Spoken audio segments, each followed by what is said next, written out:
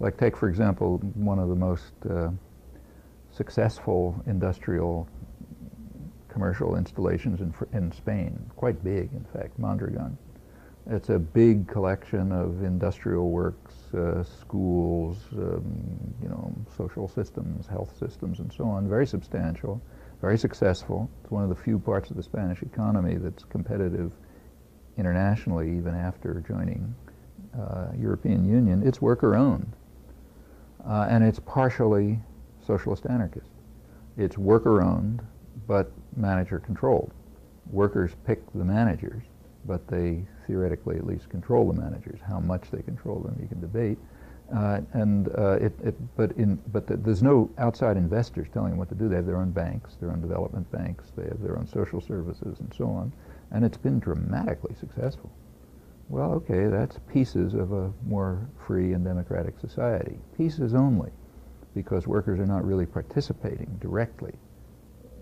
They're still picking somebody to tell them what to do, at least they're picking them, and they have the authority, ultimately, which in principle they could use. Well, okay, that's a piece of a democratic society. And you find pieces of democratic societies all over the place.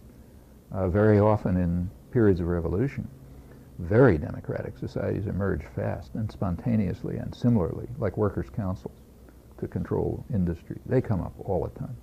I mean, they come up after the Bolshevik Revolution. They were immediately crushed by, actually before the Bolshevik Revolution, they developed and they were immediately crushed by Lenin and Trotsky. In Italy at the same time, they developed, after the Hungarian Revolution, they developed in Spain. They not only developed but flourished. In fact, these things have happened over and over again spontaneously. The reason is it's so natural.